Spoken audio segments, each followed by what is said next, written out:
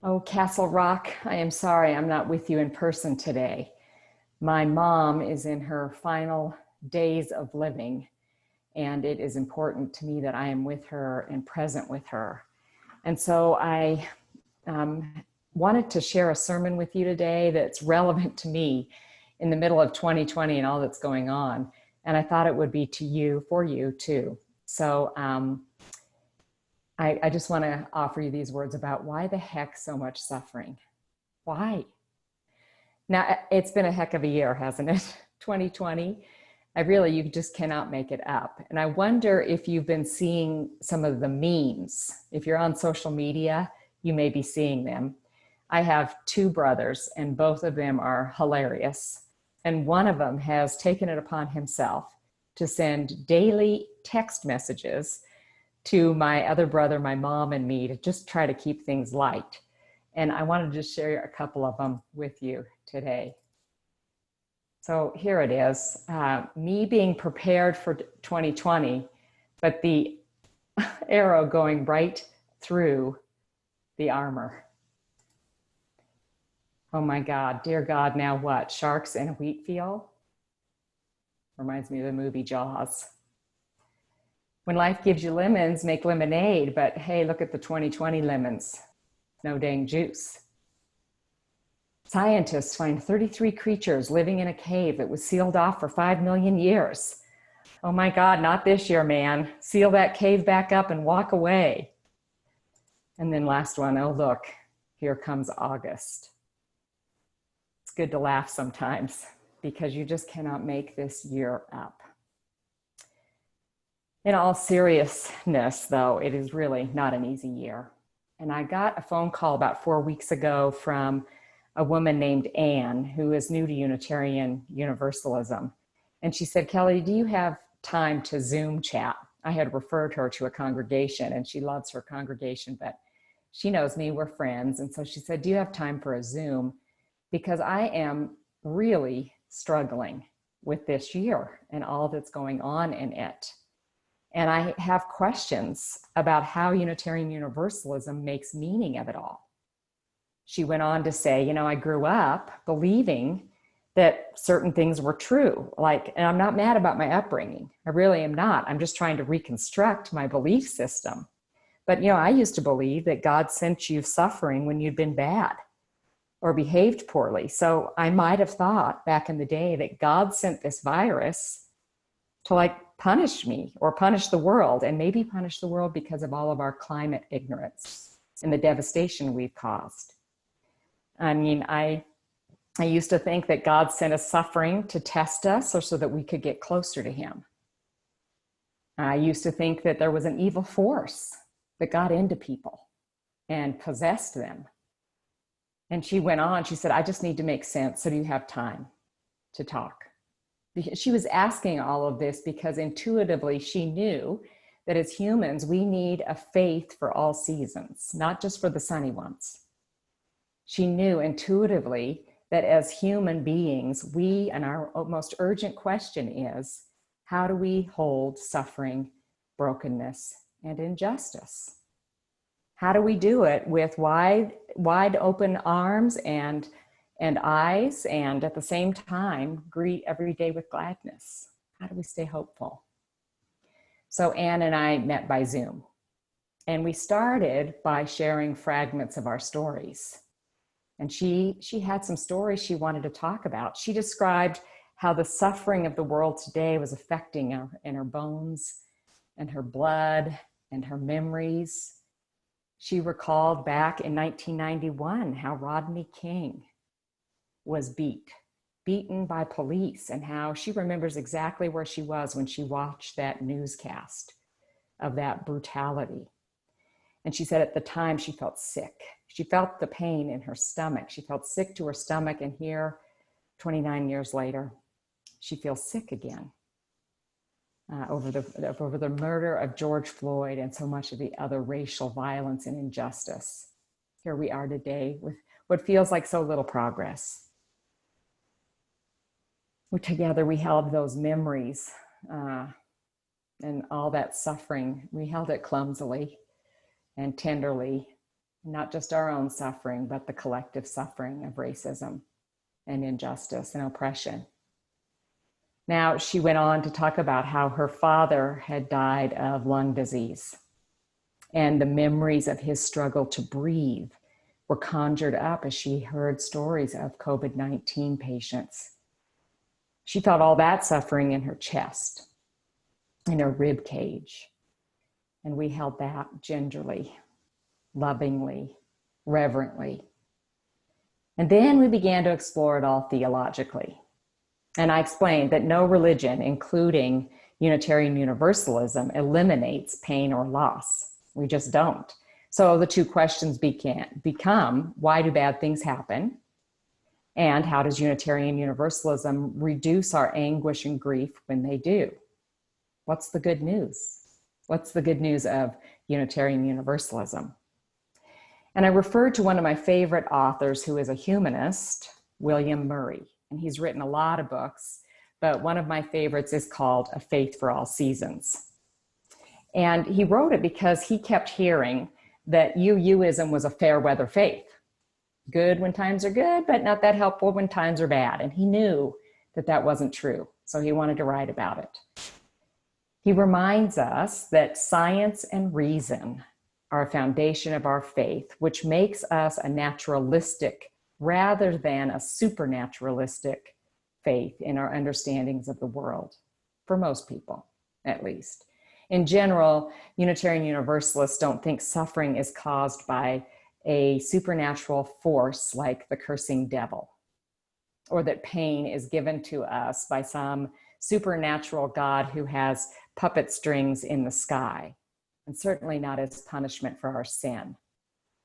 We religious liberals don't believe that suffering is given to us so we can learn a lesson or deepen our faith. For us, suffering happens because we live in an unfinished universe, and random events occur. Natural events happen. Stuff happens.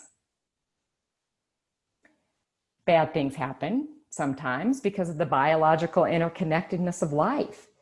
So, for example, we feed upon plant life and animals in order to survive, and other forms of life, like viruses, feed on us in order to survive. And feeding on things can cause suffering, can't it?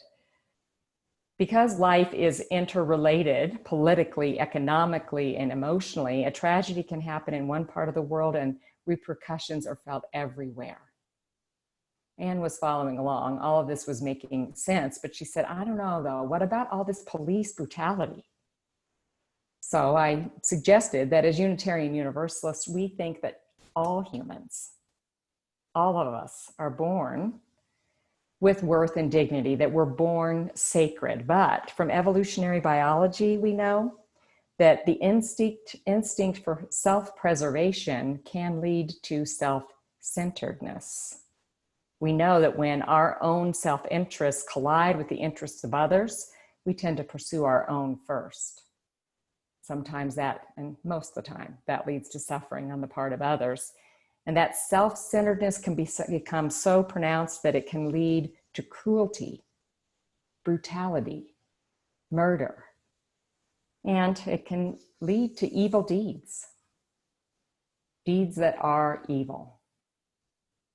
Now, secondly, from modern psychology, we know that there is potential for evil within the shadowy depths of our psyche, and that, mental illness can lead to acting in evil ways.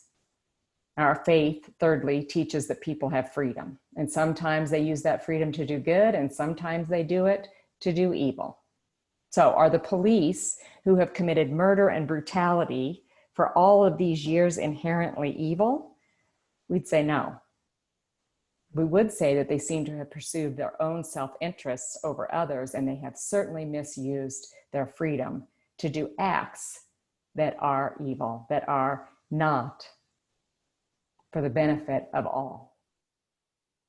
So Anne was feeling better at this point about what about the virus and what about police brutality? Now she wanted to know about comfort. Now the human desire for wholeness and healing and comfort is strong. So how do we, as natural Unitarian Universalists, find it? Well, I bet you've been exploring these questions for yourself over the past 5 months, and I know you've probably been lamenting the pain of the past 5 months, intellectualizing it, but actually feeling the pain and the comfort is a big part of how we end up making sense of what's going on in the world. Here are some thoughts. First, we can dig into that first principle of ours, the inherent worth and dignity, and apply it to ourselves, right? We have inherent worth and dignity, and out of that, we can derive confidence. Not a stiff upper lip that helps us tough it out, but a confidence that we're good and life is good and worthwhile, even though it can be unfair and include a lot of brokenness. So all can be well in the end. And this is not a doctrine, it's an attitude, a confidence in and a loyalty to life, and our observation that life wants to be lived. Have you ever noticed the weeds growing out of cracks in cement? Life wants to live. Now, out of this confidence, we commit to growing ourselves, not letting ourselves become overcome with self-centeredness, not letting ourselves ever display behaviors that perpetuate suffering. We consider always what role we're playing in oppression or violence. We grow.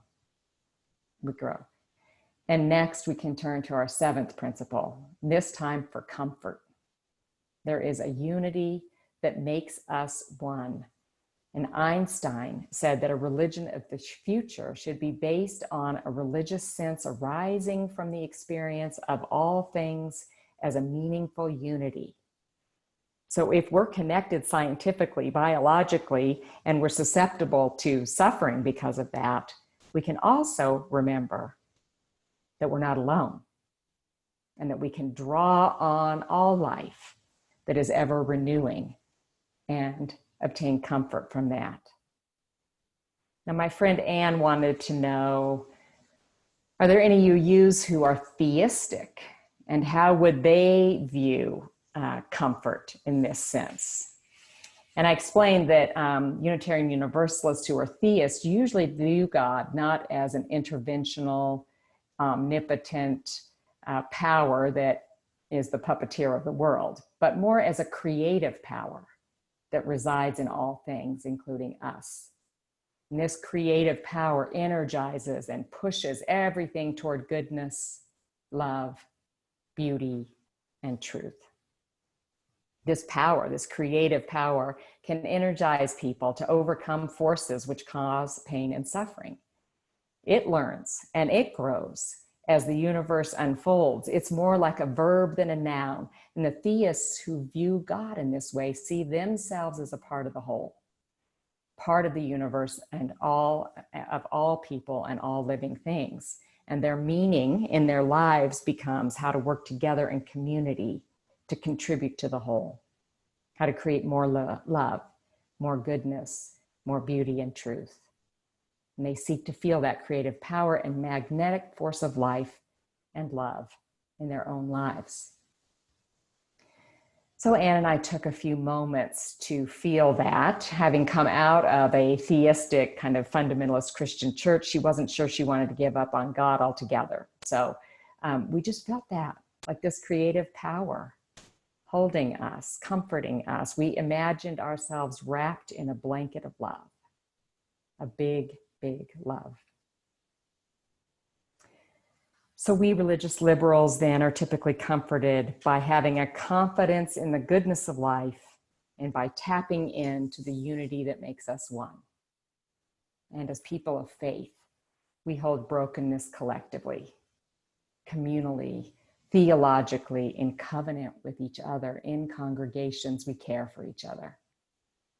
And then when we're ready, we act to repair the strands in the broken interdependent web of life. Now, my friend Anne cherishes her Unitarian Universalist community where she has gotten more and more involved. She's grateful she has a place to expand her heart and mind and soul, a place to hold brokenness, injustice, and suffering, with wide open eyes and arms, and at the same time greet each day with gladness, with gratitude and hope, with forgiveness, with love of life and one another. As Unitarian Universalists, we have a faith for all seasons. We do. And may it inspire you and comfort you, especially in this year.